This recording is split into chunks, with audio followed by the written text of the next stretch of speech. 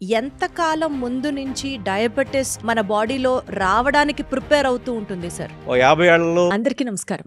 Welcome to deep talks with Deepti.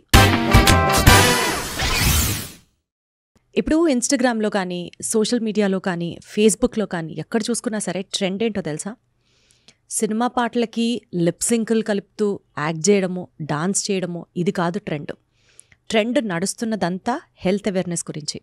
Any digital platform for that case health గురించి జనాలకి అవగాహన పెరుగుతున్న కాన్సెప్ట్స్ రోజు రోజుకి ఎక్కువ అవుతున్న నేపథ్యంలో ఒక deep health and life style మీద ఒక పాడ్కాస్ట్ చేయాలి అని అనిపించింది. అండ్ పర్ఫెక్ట్ గెస్ట్ మన ఈ సబ్జెక్ట్ గురించి మాట్లాడడానికి మీ అందరికీ ఆల్రెడీ బాగా తెలుసు.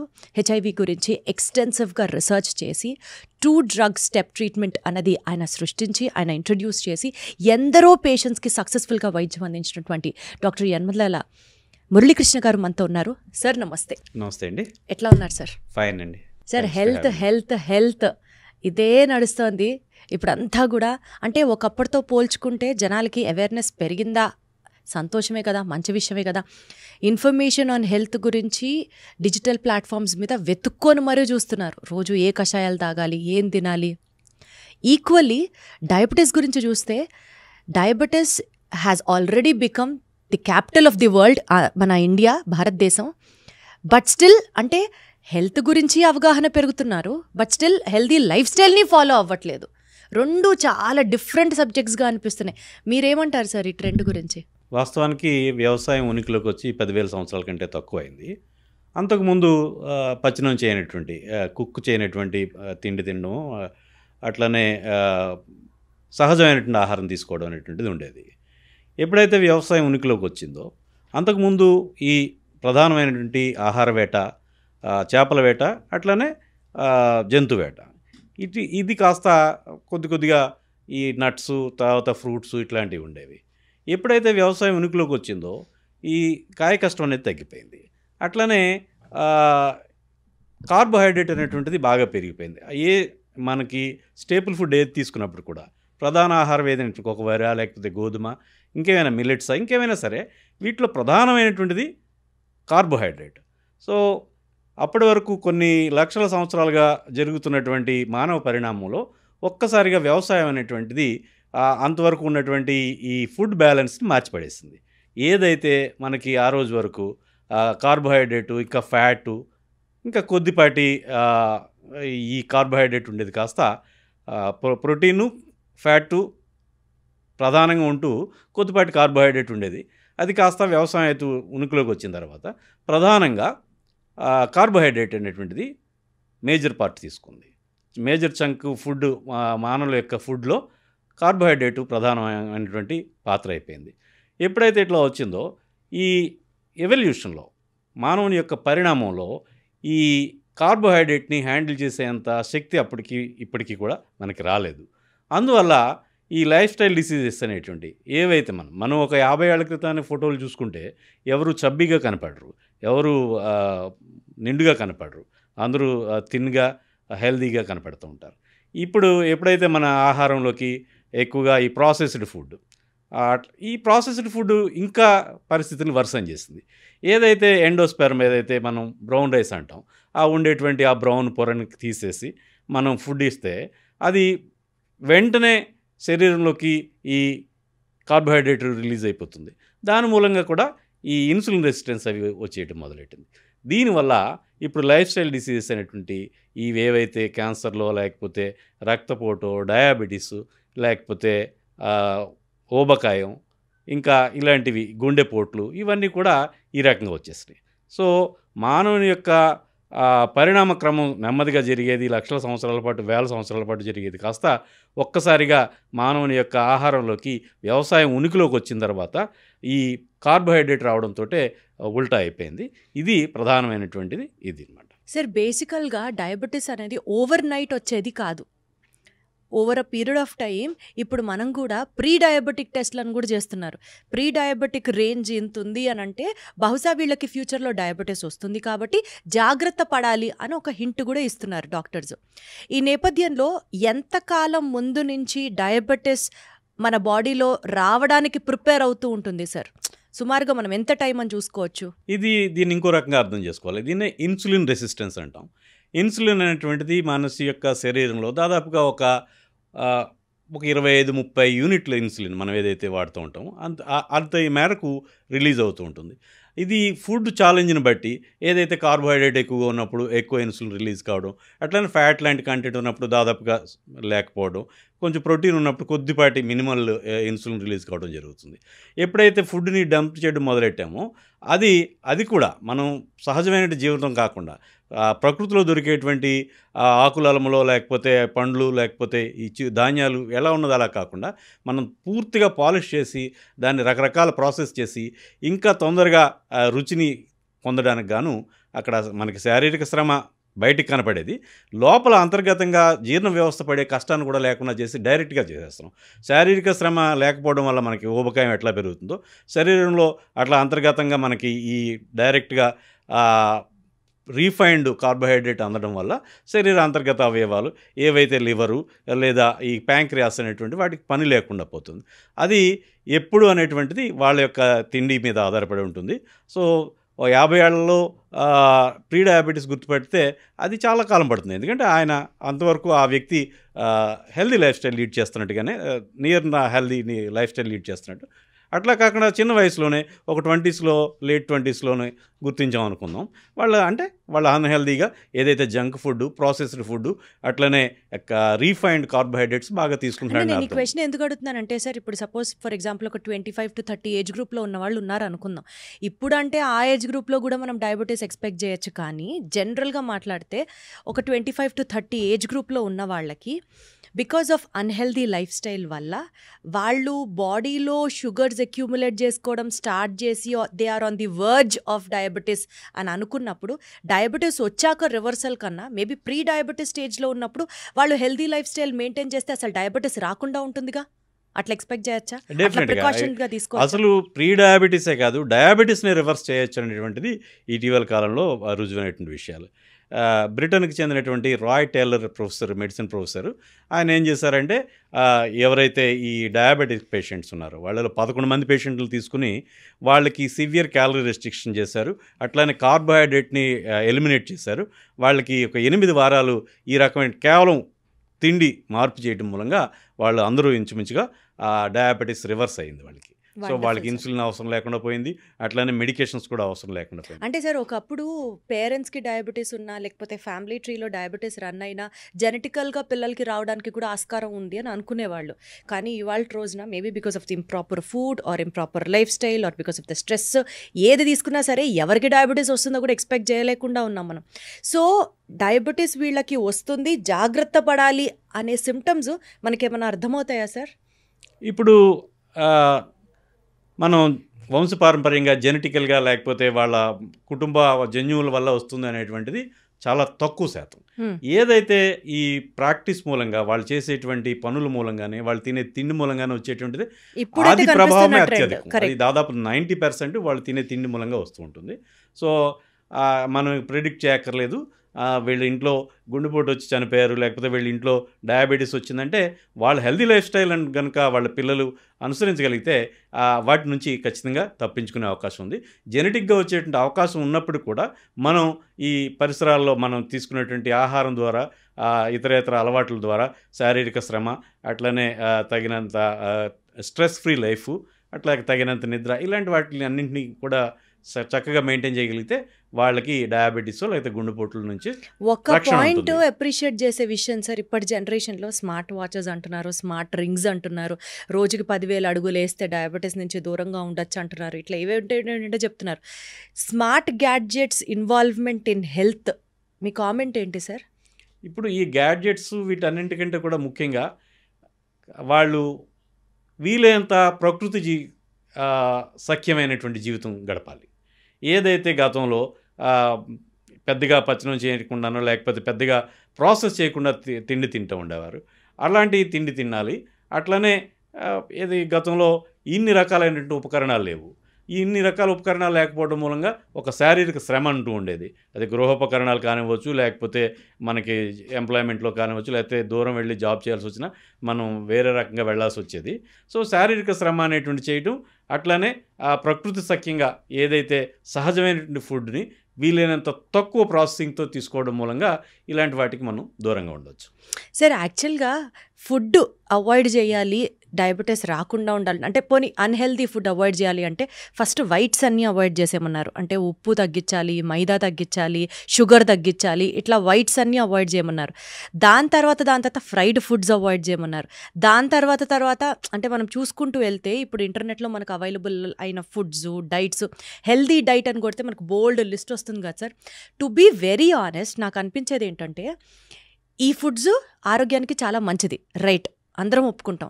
కానీ మై క్వశ్చన్ ఇస్, ప్రాక్టికల్గా అది అసలు పాసిబులా సార్? రోజు ఉప్పు లేని ఫుడ్ తినడం, రోజు ఇట్లా తినాలి అని అంటే, కొన్ని రోజులు మంచి ఉప్పు మీద ఉన్నప్పుడు కరెక్ట్ యాక్సెప్ట్ చేస్తాం, అట్లాగే ఫాలో అవుతాం. కానీ ప్రతిరోజు అవే తినాలి అని అంటే వాస్తవానికి కుదురుతుందా?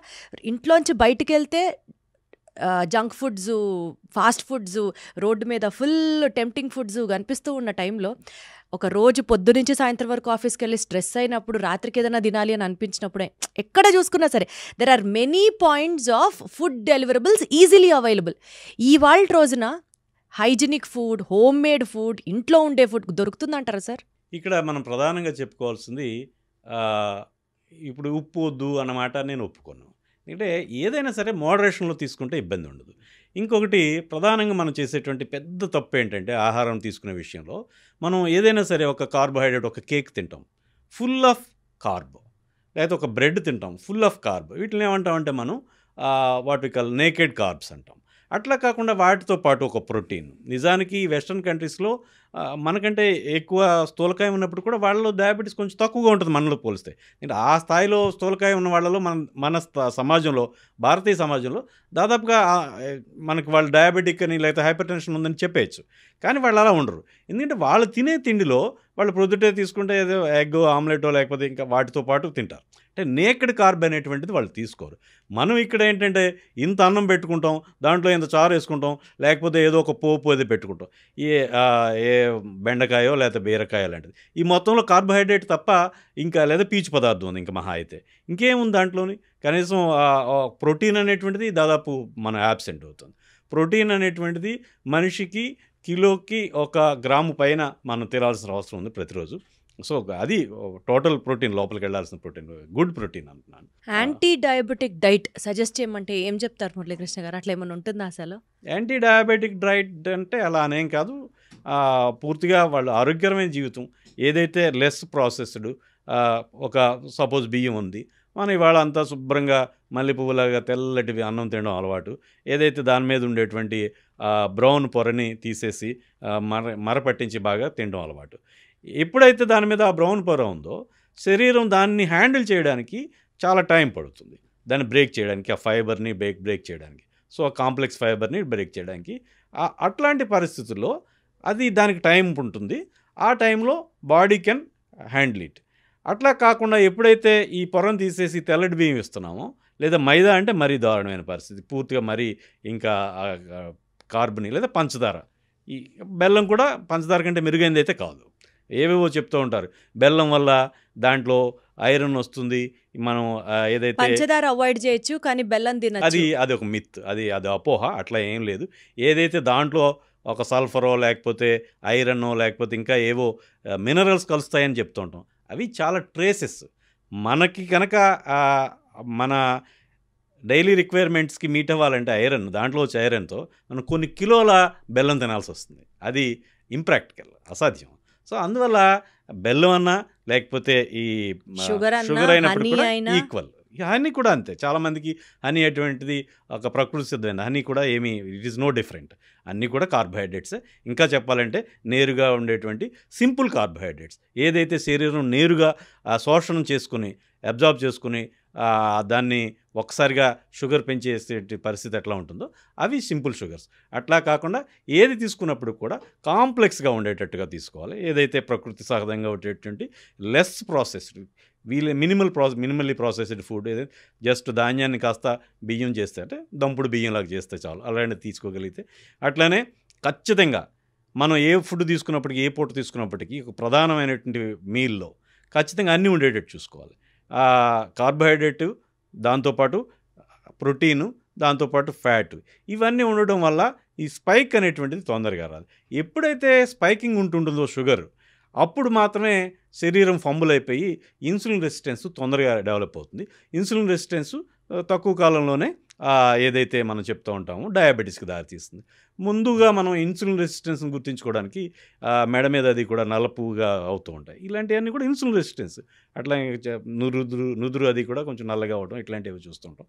ఇవన్నీ ఇన్సులిన్ రెసిస్టెన్స్ని సూచిస్తూ ఉంటాయి. సో ఇన్సులిన్ రెసిస్టెన్స్ని ముందే గమనించి మన యొక్క ఆహార విధానాలని మార్చుకొని, ఇది పండ్లు, ఆ పండ్లు కూడా దాంట్లో ఎక్కువ షుగర్ ఉన్నప్పటికీ కూడా అది ఫైబర్ ఎక్కువగా ఉండడం వల్ల శరీరం నెమ్మదిగా ప్రాసెస్ చేస్తుంది. దానివల్ల స్పైక్స్ అనేటువంటి తక్కువగా ఉంటాయి. సో అట్లానే మనం మిగతా విషయాల్లో చూసుకుంటే కూరగాయలు లేదా పళ్ళుని మనం 100 గ్రాములకి ఇంత షుగర్ అని చెప్పుకుంటాం. కానీ ఒక బియ్యానికి లేకపోతే షుగర్కి, అది బెల్లానికి ఒక గ్రాముకి ఇన్ని క్యాలరీస్ అని చెప్పుకుంటూ ఉంటాం. అట్లా ఒక చాలా నెమ్మదిగా రిలీజ్ అయ్యేటువంటి ఈ సహజమైనటువంటి ఆహారాన్ని తీసుకోవడం ద్వారా ఇన్సులిన్ రెసిస్టెన్స్ మనం కంట్రోల్ చేయగలుగుతాం. స్లోగా రిలీజ్ అయ్యే ఫుడ్స్ని కనుక మనం సెలెక్ట్ చేసుకుంటే డెఫినెట్లీ ఇన్సులిన్ రెసిస్టెన్స్ అనేది మనం రీచ్ అవ్వం ఫాస్ట్గా, తద్వారా డయాబెటీస్కి దూరంగా ఉన్న వాళ్ళం అవుతామంటారు. సరే, ఈ మధ్య ఒక చిన్న విషయాన్ని గమనించాం మేము మా ఇంట్లో పర్సనల్ ఇష్యూ ఒకటి రియలైజ్ అయింది. మిమ్మల్ని అడుగుతున్నాను. మా ఇన్లాస్ని ఒకసారి హెల్త్ టెస్టుల కోసం తీసుకెళ్తే ఆ ముందర రోజు టెస్ట్లు చేయించే ముందర రోజు సరిగ్గా పడుకోలేదు, వాళ్ళకి సరిగ్గా నిద్ర పట్టలేదు. మరుసటి రోజు షుగర్ బ్లడ్ శాంపుల్ ఇచ్చినా సరే, హైపర్ టెన్షన్ వాల్యూస్ నోట్ చేసినా సరే అన్నీ చాలా ఎక్కువగా ఉంది. ఎందుకు రాత్రి మేమేం తినలేదు కదా, వారం రోజుల నుంచి చాలా పద్ధతిగానే ఇంట్లోనే షుగర్స్కి దూరంగా పెట్టి ప్రాపర్ డైట్ తింటున్నాం కదా, అయినా ఎందుకు షుగర్ హైక్ అయింది అని అనుకున్నారు. సీన్ కట్ చేస్తే డాక్టర్ చెప్పిన ఆన్సర్ ఏంటంటే నిద్ర అనేది చాలా ఇంపార్టెంట్ లైఫ్లో. సరిగ్గా పడుకోకపోతే ఎలా వివిధ రకాల జబ్బులు వస్తాయో బీపీ షుగర్ కూడా నిద్ర మీద ఆధారపడి ఉంటుంది అనొక రియలైజేషన్ జరిగింది. మీరు ఏకీభవిస్తారా సార్ ఈ పాయింట్? పూర్తిగా ఏకీభవిస్తాను. వాస్తవానికి నిద్ర అనేటువంటిది తిండి కంటే కూడా ప్రధానమైనటువంటి ఫ్యాక్టర్. ఏదైతే నిద్ర లేకపోవడం వల్ల స్థూలకాయం వస్తుంది, నిద్ర లేకపోవడం వల్ల అనేక హార్మోనల్ ఇన్బ్యాలెన్సెస్ వస్తుంటాయి, నిద్ర లేకపోవడం వల్ల కూడా బీపీ పెరుగుతుంది, నిద్ర లేకపోవడం వల్ల కూడా షుగర్ పెరిగేటువంటి అవకాశం ఉంది. ఖచ్చితంగా నిద్ర అనేటువంటిది మనిషికి ప్రధానమైనటువంటి ఒక ముఖ్యమైనటువంటి సృష్టిలో ఉన్నటువంటి ముఖ్యమైనటువంటిది. మనకి మనిషికి లేదా ఏ జీవజాతి అయినా సరే వాటికి ఏవైతే సహజాతాలు అంటాం, బేసిక్ ఇన్స్టింక్ట్స్ 3 ఉంటాయి. ఈ లైంగికత, దాని మూలంగా ఒక జీవజాతి ప్రొపగేట్ అవుతూ ఉంటుంది, కొనసాగుతూ ఉంటుంది. అట్లనే ఆహారం, దాని మూలంగానే జీవజాతి వృద్ధి చెందడం, ఆ జీవి వృద్ధి చెందడం జరుగుతుంది. అంటే నిద్ర, ఏదైతే ఈ తిండి తింటున్నాం లేకపోతే కష్టం వల్ల ఈ డ్యామేజ్ జరుగుతుందో ఆ డ్యామేజ్ కాస్త రిపేర్ చేసుకునేటువంటి సందర్భం ఇస్తున్నాం మనం శరీరానికి. సో నిద్ర అనేటువంటిది ఈ 3 సహజాతాల్లో ప్రధానమైనది. సో ఈ నిద్ర అనేటువంటిది దాదాపు అన్ని విషయాల మీద, ఆ యొక్క మనిషి బీపీ, షుగరు, లేకపోతే స్థూలకాయం, ఇంకా ఇతరేతర ఇంబ్యాలెన్సెస్, ఈ నిద్ర లేకపోవడం అనేటువంటి చాలా దారుణమైనటువంటి అంశం. కాబట్టి నిద్ర అనేటువంటిది ముఖ్యమైన విషయం. మనం ఇంకొక సింపుల్గా ఒక ఉదాహరణ చెప్పుకుంటాం.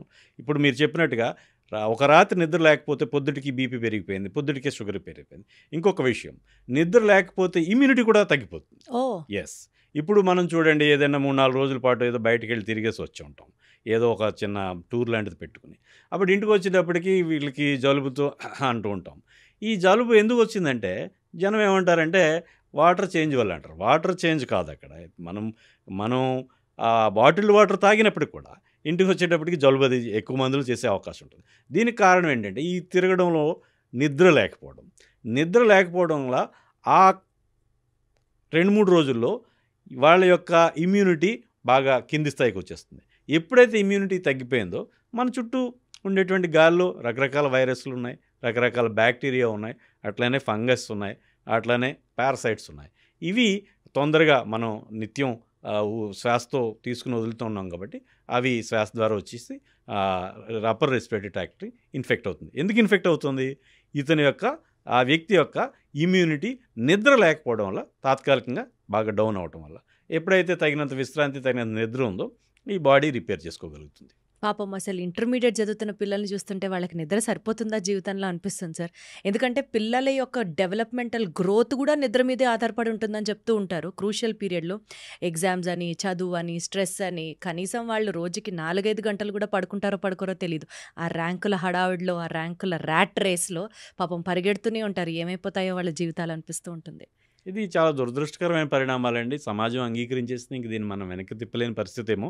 కానీ ఇవాళ ఈ యూత్లో అన్రెస్టు, ఈ స్నేహ సౌరభం లేకపోవడం, ఒక వాట్ వి కాల్ ఆత్మీయమైనటువంటి రిలేషన్స్ లేకపోవడం ప్రధానమైన కారణం కేవలం ఈ రకమైనటువంటి స్ట్రెస్ఫుల్ లైఫ్ అని చెప్పుకోవచ్చు. సో ఏదైతే వాళ్ళు పెళ్ళిళ్ళు కూడా ఎక్కువ సందర్భాల్లో వాళ్ళకి పెటాకులు అవ్వడానికో, అంటే ఒకరితో ఒకళ్ళు సఖ్యత లేకపోవడం, ఒక మనిషిని సహించలేకపోవడం, వాళ్ళు కూడా నాకులాగే ఆలోచనలు ఉంటాయి వాళ్ళకి అనేటువంటి ఒక భావన లేకపోవడం అనేటువంటిది ఈ రకంగా మనం ఆ పిల్లల్ని ఒక చదువుకునే యంత్రాలుగా వాళ్ళని కెరీరిస్ట్ ధోరణితో వాళ్ళని మాడ్యులేట్ చేయడం వల్ల ఆ పిల్లలకి కూడా వాళ్ళకి లైఫ్ స్కిల్స్ అనేటువంటి రావడం లేదు, అడ్జస్ట్మెంట్ రావట్లేదు, ఎమోషనల్ ప్రూడెన్స్ అనేటువంటిది వాళ్ళకి లేకుండా పోయింది. దాని మూలంగా వాళ్ళు చాలా ఇబ్బంది పడుతున్నారు సార్. Very correct sir. అసలు ఇన్ జనరల్గా మాట్లాడితే స్టూడెంట్స్కి కాదు, అడల్ట్స్కి కాదు, బేబీస్కి, ఇన్ఫెంట్స్కి కాదు, ఎంత స్లీప్ అవసరం సార్ బాడీకి? ఎన్ని గంటలు పడుకుంటే హెల్త్కి మంచిది? కొంతమంది 8 గంటలు అంటారు, కొంతమంది 10 గంటలు అంటారు. మళ్ళీ ఇక్కడ నా సేమ్ క్వశ్చన్ సార్, ప్రాక్టికల్గా వర్కౌట్ అయ్యే ఫిగర్ చెప్పండి సార్, ఏది కరెక్ట్ ఎవరికి? ఇది సాధారణంగా రకరకాల మనుషులకి రకరకాల నీడ్స్ ఉంటూ ఉంటాయి. అది మనం వన్ సైజ్ ఫిట్స్ ఆల్, యూనిసైజ్ అనేటువంటిది దేనికి లేనట్టే దీనికి కూడా ఉండదు. అది సాధారణంగా 6 నుంచి 8 గంటల నిద్ర అయితే మనిషికి తగ్గట్టుగా ఉంటుంది. ఒక్కొక్క మనిషికి 6 గంటల నిద్రతోటే వాళ్ళకి. ఇంకా దీనికి ఏంటంటే క్వాలిటీ ఆఫ్ స్లీప్ ఒకటి ఇంపార్టెంట్. రాత్రి ఏదో పీడకలతోటో, పిచ్చి కలలతోటో, లేకపోతే ఊరికినే కదులుతూనో, లేకపోతే యూరినల్స్కి ఒకసారి లేచి బయటికి వెళ్ళి వచ్చేటప్పటికి అక్కడ స్లీపు డిస్టర్బ్ అయిపోతుంది. అది మళ్ళీ డీప్ స్లీప్లోకి వెళ్ళడానికి టైం పడుతుంది. సో డీప్ స్లీప్ అనేది 6 అవర్స్ నుంచి 8 అవర్స్ అనేటువంటిది తప్పనిసరి అవసరం. సో అది కొంతమందికి 6 గంటలు కూడా సరిపోతుంది, కొంతమందికి 7 గంటలు, 8 గంటలు, మ్యాక్సిమం అంత 8 గంటల వరకు సరిపోతుంది. 10 గంటలు, 20 గంటలు అనేటువంటిది కొంత ట్రాష్గానే నేను భావిస్తాను. సార్ బేసికల్గా ఏం మంచి తీసుకోమో పక్కన పెడితే, రాత్రిపూట నిద్రపోకుండా గేమ్స్ ఆడుకునే వాళ్ళకి కానీ, ఫ్రెండ్స్తో చాటింగ్లు చేసుకునే వాళ్ళకి కానీ, వీళ్ళందరూ ఆదర్శంగా ఒక పాయింట్ చెప్తారు. ఎస్పెషల్లీ పార్టీలు చేసుకునే టైంలో కానీ వీళ్ళందరూ చెప్పేది, నరేంద్ర మోడీ గారు 3 గంటలే పడుకుంటారట, మిగిలిన 21 గంటలు ఆయన ఏదో ఒకటి చేస్తూ ఉంటారు, ఆలోచిస్తూ ఉంటారు, యోగా చేస్తారు, డెవలప్మెంట్ కోసం ఆలోచిస్తారు. సో 3 గంటలు పడుకున్నా చాలు అన్నది కొంతమంది థియరీ. దీంతో మీరేమంటారు?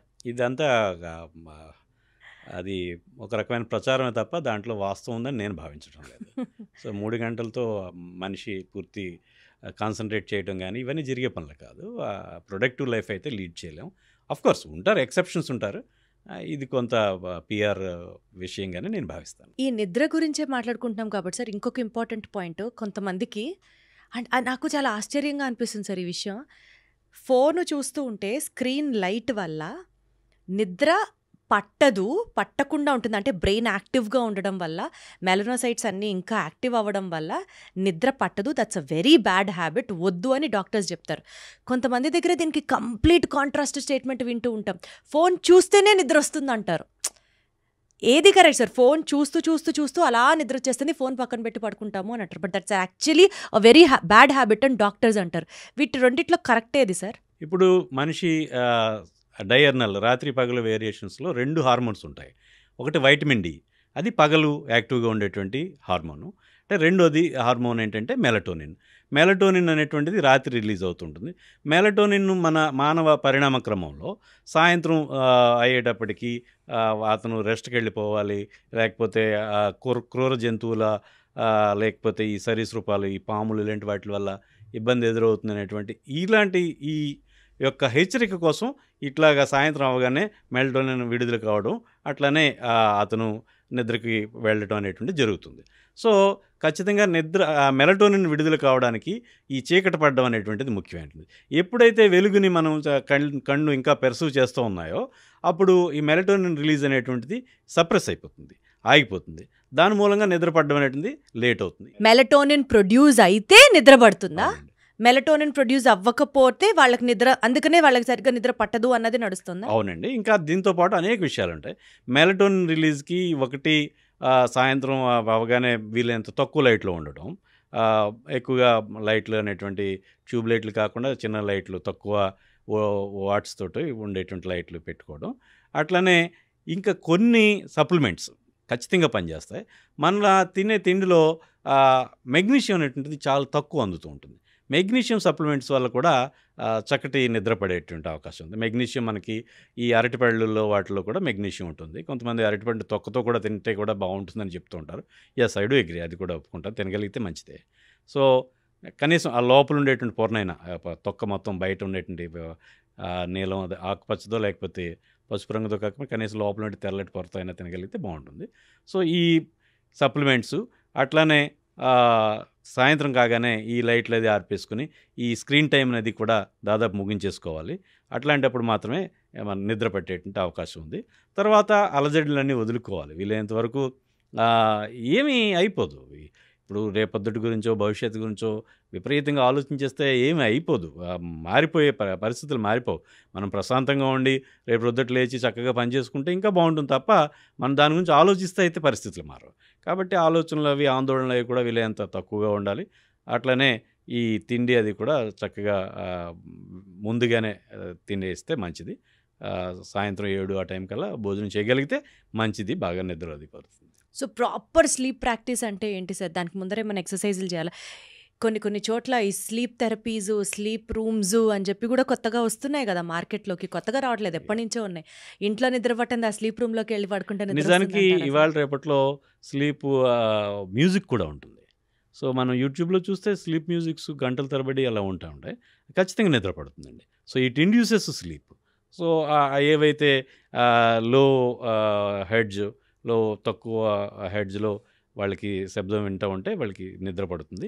అట్లానే ఈ ఏదైతే మెలటోనిన్, అట్లనే ఈ మెగ్నీషియము, తర్వాత ఈ లైట్కి దూరంగా ఉండటం, వీటి వల్ల నిద్ర పడుతుందండి. సో ఇవన్నీ ప్రాపర్ స్లీప్ ప్రాక్టీసెస్ మనం ట్రై చేయొచ్చు అని చెప్తున్నారు మీరు. మ్యూజిక్ అయితే డెఫినెట్గా పనిచేస్తుంది. ఖచ్చితంగా ఆ స్లీప్ మ్యూజిక్ అనేటువంటి రకరకాల ఫ్లూట్ మ్యూజిక్ కొంత ఉంటుంది, కొంత వేరే రకరకాల మ్యూజిక్స్ ఉంటూ ఉంటాయి. ఏవైతే ఈ మెరుపులు లేకపోతే థండర్ స్టామ్స్ మ్యూజిక్లు ఉంటాయి, కొంత అంటే వాటర్ ఫ్లోయింగ్ వాటర్, ఈ మ్యూజిక్లన్నీ కూడా ఖచ్చితంగా పనిచేస్తాయి. Wonderful sir. Sir sleep immunity మనం మాట్లాడుకున్నప్పుడు ఇప్పుడు సీజన్ కూడా బాగా చల్లగా అట్లా ఉంటుంది. ఫీవర్స్ రెగ్యులర్గా మనం వింటూ ఉంటాం, ఫీవర్ అని. ప్రతిసారి ప్రతి ఫీవర్కి డాక్టర్ దగ్గరికి వెళ్ళకపోవచ్చు. అందరికీ తెలిసిన ఒక కామన్ పాయింట్ ఏంటంటే ఓ పారాసెటమాల్ వేసుకుంటే జ్వరం తగ్గిపోతుంది, ఓ క్రోసిన్ 650 వేస్తే బాడీ పెయిన్స్ తగ్గిపోతాయి. ఓ 2-3 రోజులు, 4-5 రోజులు, మహా అయితే ఓ వారం రోజులు వేసిన సందర్భాలు కూడా మనం వింటూ ఉంటాం. అది అజ్ఞానం వల్ల కావచ్చు, maybe because they don't have proper knowledge towards medical system, ఏమన్నా కావచ్చు. పారాసెటమాల్ వేస్తే జ్వరం నిజంగా తగ్గిపోతుందా సార్, లేదా టెంపరీగా తగ్గుతుంది, దాన్నే మనం తగ్గింది అని భావిస్తున్నామా? Is it really safe practice? అసలు జ్వరం అనేటువంటిది మనిషి యొక్క శరీరానికి హాని జరుగుతున్నప్పుడు శరీరం స్పందించి విడుదల చేసేటటువంటి కొన్ని కెమికల్ మీడియేటర్స్ వల్ల టెంపరేచర్ అనేది పెరుగుతుంది. జ్వరం అనేటువంటిది ఒక రక్షణ ప్రక్రియ. అది జ్వరం అనేటువంటిది దాని అంతటా అదే జబ్బు కాదు. ఒక ఇన్ఫెక్షను లేదా రకరకాల అనేక సమస్యల వల్ల, క్యాన్సర్లో కూడా జ్వరాలు వస్తాయి, హెచ్ఐవిలో కూడా జ్వరాలు వస్తాయి, లేకపోతే మలేరియా ఫైరల్ వస్తాయి. ఈ జ్వరం అనేటువంటిది మనం దేనివల్ల వస్తుందని తెలియదు. మన చుట్టూ ఉన్నటువంటి ఈ బ్యాక్టీరియా, వైరస్, ఫంగై, అట్లనే ఈ పారాసైట్స్ ఏవైతే ఉన్నాయో ఇవన్నీ కూడా శరీరం మీద దాడి చేస్తూ నిరంతరం శరీరానికి, మనిషి యొక్క శరీరానికి ఈ ప్యాథోజన్స్ ఏవైతే వ్యాధికారక బ్యాక్టీరియా ఉన్నాయో, వ్యాధిని కలగజేసే బ్యాక్టీరియా, వైరస్ ఇలాంటివి చాలా తక్కువ సంఖ్య. నిజానికి ఇవేవి కలగజేయకుండా వాటి మనతో పాటు సహజీవనం చేసేటువంటి సూక్ష్మక్రిములు చాలా చాలా ఎక్కువ. సో నిజానికి జ్వరం వచ్చి ఏదైతే ఈ మనిషి సఫర్ అవ్వడం, లేకపోతే తర్వాత ఏదో డెంగ్యూయో లేకపోతే మలేరియా లేకపోతే ఇంకేదైనా రెస్పిరేటరీ న్యూమోనియా లేకపోతే ఇలాంటి అనుకోవడం అనేటువంటిది చాలా తక్కువ. చాలా ఎక్కువగా కోవర్ట్గా ఉంటాయి. ఏవైతే ఓవర్ట్గా బయటికి లక్షణాలు బయటపడి లేకపోతే ఎక్కువ కాలం బాధపడి మనం ఇన్ఫెక్షన్ ఎస్టాబ్లిష్ అయ్యి దాన్ని ట్రీట్ చేయాల్సిన పరిస్థితి ఉండేటువంటివి చాలా తక్కువ. అనేకమైనటువంటి ఇన్ఫెక్షన్లు మన శరీరం హ్యాండిల్ చేసేసి దాన్ని సప్రెస్ చేసేస్తూ ఉంటుంది. అప్పుడే మనకి జ్వరంగా బయటపడుతుంది. ఎప్పుడైతే ఈ జ్వరంగా బయటపడుతుందో మనం దానికి సంబంధించి ఈ వంటి వేడిని తగ్గించడానికి ఏదైతే నుదురు చూస్తేనో చేతులు పట్టుకుంటేనో వంటి వేడిని తగ్గించడానికి పారాసిటమాల్ వేస్తూ ఉంటాం ఎక్కువ మంది. మనం శరీరం యొక్క స్పందనని మనం సప్రెస్ చేసేస్తాం. దీని మూలంగా అది అన్ని రకాలుగా ఏ రకమైనటువంటి సందేహాలు లేకుండా పారాసిటమాల్ లేదా ఏదైతే యాంటీపైరెటిక్ వాడకం అనేటువంటిది కొద్దిపాటి ఉపశమనం కొద్దిపాటి సౌకర్యం ఇస్తే తప్ప దాని మూలంగా ఈ వ్యాధి యొక్క పరిస్థితి తగ్గడం అనేటువంటిది లేదు. ఎస్, ఇప్పుడు ఏదైతే పారాసిటమాల్ ఇచ్చామో అప్పుడు శరీరంలో ఉన్నటువంటి రక్తనాళాలు వ్యాకోచించి చెమటల రూపంలో బయటపడి ఎక్కువగా శరీర ఉష్ణోగ్రత అనేటువంటిది తగ్గిపోతుంది. సో ఇటువంటి పరిస్థితుల్లో ఎప్పుడైతే ఈ రక్తనాళాలు వ్యాకోచించినాయో ఇక్కడ రెండు జరుగుతాయి. మీరు చూడండి, ఏదో పారాసిటమాల్ వేసుకున్న తర్వాత జ్వరం వచ్చిన తర్వాత ఎక్కువ మందికి నీరసం అనేటువంటిది జ్వరం వల్ల కాదు, ఈ పారాసిటమాల్ వేసుకోవడం వల్ల వాళ్ళలో బీపీ తగ్గిపోతుంది, వాళ్ళలో విపరీతమైన నిస్సత్తు వస్తుంది. సో చాలామంది చూడండి పడిపోతుంటారు, కళ్ళు తిరుగుతున్నాయి, లేకపోతే జ్వరం వచ్చింది ఏదో పారాసిటమాల్ వేసుకున్నారు కళ్ళు తిరిగి పడిపోతాం. ఈ పడిపోవడం అనేటువంటిది కేవలం ఈ పారాసిటమాల్ వేసుకోవడం వల్ల రక్తనాళాలు వ్యాకోచించడం వల్ల బీపీ పడిపోతుంది. బీపీ పడిపోవడం వల్ల ఈ పేషెంట్ పైకి లేచినప్పుడు కళ్ళు తిరగడం, పడుకున్నప్పుడు ఏమి ఇబ్బంది ఉండదు, అది బీపీ పర్వాలేదు తక్కువ ఉన్నప్పటికీ. ఎప్పుడైతే మనం కూర్చున్నారో లేదా నించున్నారో వాళ్ళు కళ్ళు తిరిగి పడిపోవడం జరుగుతుంది. సో ఎప్పుడైతే ఈ రకంగా మనం వేలు పెట్టి ఆ ప్రకృతి సహజంగా మనిషి యొక్క సహజమైనటువంటి ముందుకు వెళ్ళేటువంటి ఈ వ్యాధి నిరోధక వ్యవస్థలో మనం చేయి పెట్టి కలగజేసుకున్నామో అప్పుడు ఖచ్చితంగా అది వ్యాధికి సంబంధించి ఇంకా వర్సన్ అవుతుంది తప్ప చెడు అవుతుంది తప్ప అది మంచిది కాదు. ఇంకా కొన్ని ఇప్పుడు ఈ విషయాలు కొత్త తరాలకు ఎవరికి తెలియదు. నేను ఈ మధ్య ఒక చోట చదివాను, పాల్ ఓఫిట్ అని చెప్పేసి డాక్టర్ గారు, ఆయన ప్రొఫెసరు అమెరికాలో, ఆయన వాళ్ళ వ్యాక్సిన్ అడ్వైజరీ బోర్డు పీడియాట్రిక్, ఆయన బుక్ రాశారు ఈ మధ్యకాలంలో, ఓవర్ కిల్లింగ్ అని చెప్పేసి, where medical profession has gone too far అని చెప్పేసి అంటే చెప్తాడు ఆయన. సో చాలా కాలం క్రితం 1940s 50s అనుకుంటా, నాకు గుర్తులేదు, అక్కడ వాళ్ళు ఒక కేసు రిపోర్ట్ చెప్తారు. ఒక పేషెంట్, ఒక అమ్మాయికి విపరీతమైన ఫీవర్తో చేస్తున్నారు. అప్పటికి అందుబాటులో ఉన్నటువంటి అన్ని యాంటీబయాటిక్స్ వాడుతూ ఉన్నారు, అయినా ఫీవర్ వస్తూనే ఉంది. యాంటీబయాటిక్ ఇస్తున్నారు వాళ్ళకి, అప్పట్లో ఎప్పుడు 40s 50s అనుకుందాం. అవి ఇస్తున్నప్పుడు కూడా ఎంతకీ జ్వరం తగ్గట్లేదు, జ్వరం వస్తూ ఉంది, వాళ్ళు పారాసిటమాల్, అప్పుడు యాస్పిరిన్ అలాంటివి లేకపోతే ఇలాంటిది ఏదో ఇస్తూనే ఉన్నారు, అమ్మాయి జ్వరం తగ్గుతుంది, మళ్ళీ మర్నాడు వస్తుంది, ఇంక కంటిన్యూస్గా జ్వరం రావడం, వాళ్ళు ఏదో ఇచ్చుకోవడం, జ్వరం రావడం ఇచ్చుకోవడం. సో నాలాంటి ఒక డాక్టర్ ఏం చేశారంటే, స్టాప్ యాంటీపైరెటిక్, ఇది జ్వర నివారణ ఏదైతే ఉందో అంటే ఉష్ణోగ్రత తగ్గించేటుంటుందో అది ఆపండి అని చెప్పారు. So patient recovered. బాగా సివియర్ ఇన్ఫెక్షన్లో కూడా ఈ యాంటీబయాటిక్ ఇస్తూ ఈ యాంటీపైరెటిక్ ఇవ్వడం వల్ల వాళ్ళకి ఉపయోగం లేదు. యాంటీబయాటిక్ ఆఫ్ చేసి యాంటీబయాటిక్ ఒకటే కంటిన్యూ చేసినప్పుడు పేషెంట్ రికవర్ అయ్యాడు. సో ఇలాంటి ఎనెక్డోట్స్ అనేకమైన దృష్టాంతాలు ఉన్నాయి. అయినప్పటికీ కూడా మనకేంటంటే క్విక్ ఫిక్స్ కావాలి. మనకి ఒళ్ళు వేడిగా ఉందంటే ఒక టాబ్లెట్ వేసుకొని మన పనికి వెళ్ళిపోవాలి, ఏదో ఒకటి చేసేయాలి. సో అది అయితే పారాసెటమాల్ లేదా యాంటీపైరెటిక్ ఉపయోగం లేదా అంటే ఖచ్చితంగా ఉంది. బాగా పిల్లల్లో 5 ఏళ్ళు కొంచెం అటు ఇటు పిల్లలు లేదా పసిపిల్లలు 1 year ఆడపిల్లలు, వాళ్ళకి జ్వరం వచ్చినప్పుడు ఖచ్చితంగా జ్వరం తగ్గించాలి.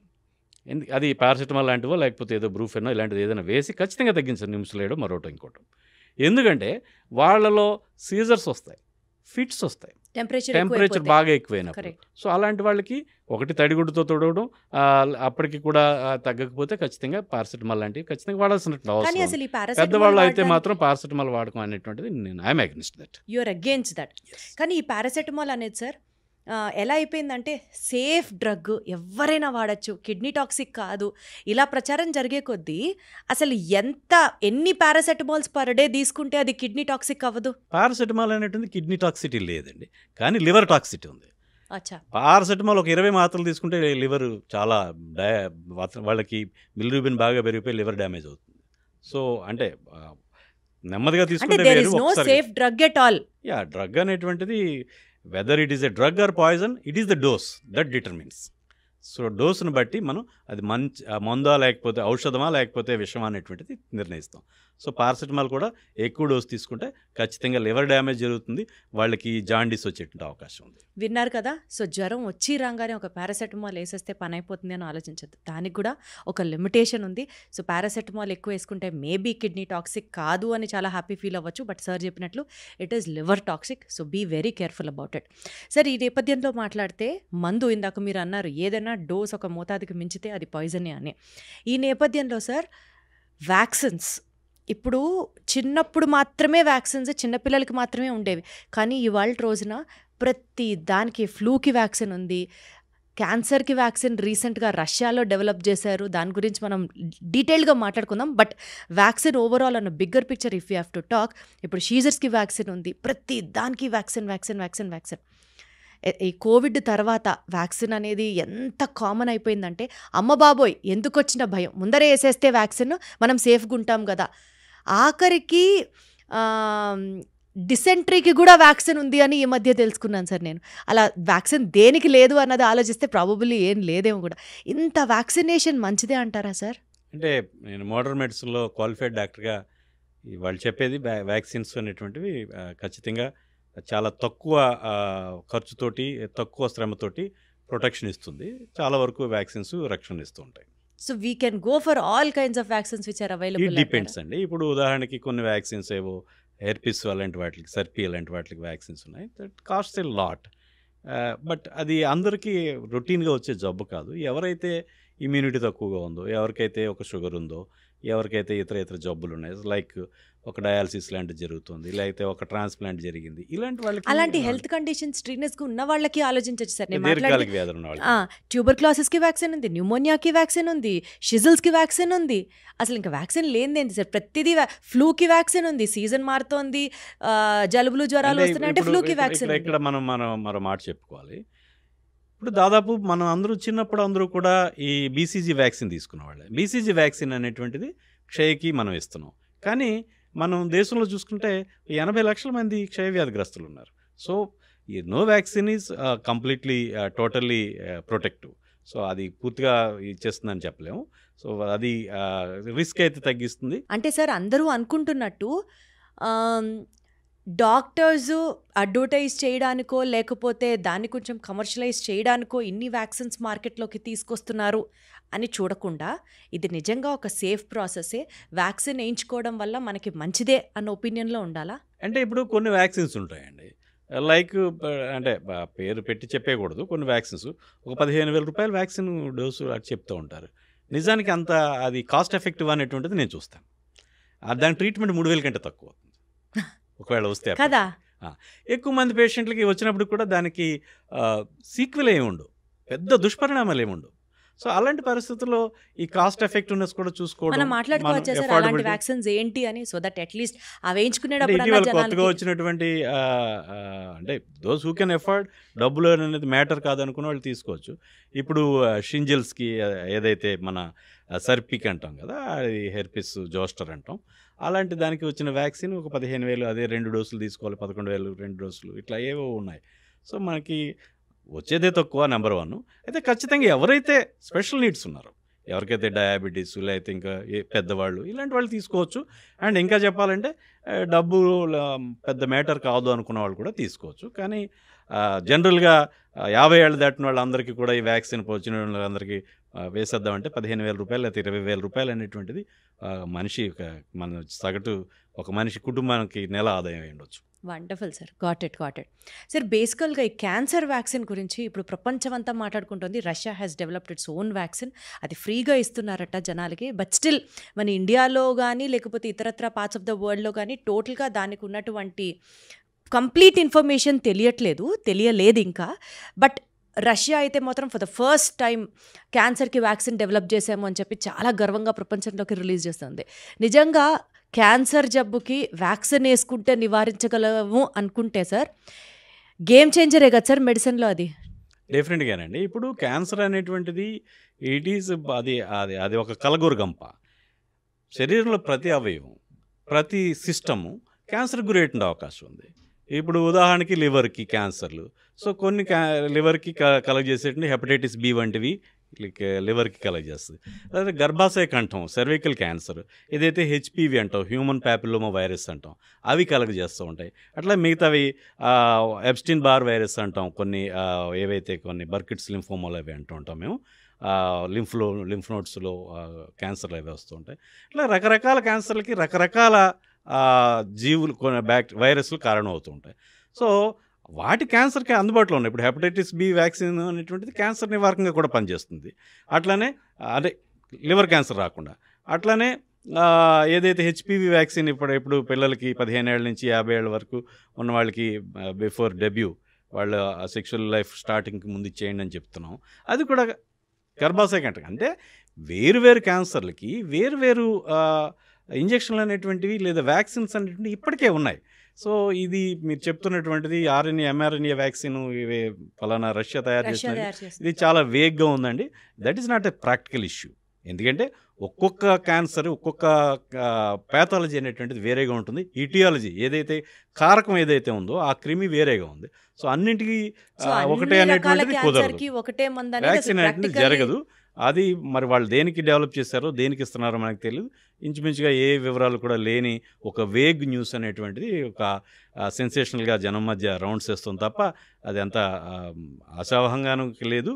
అట్లనే అది అసాధ్యం కూడా జరిగే పని కాదు. ఎందుకంటే ఏ క్యాన్సర్కి ఆ క్యాన్సర్కి విడివిడిగా ఇటియాలజీలు ఉంటాయి, వాటిని మనం అడ్రస్ చేయాలి.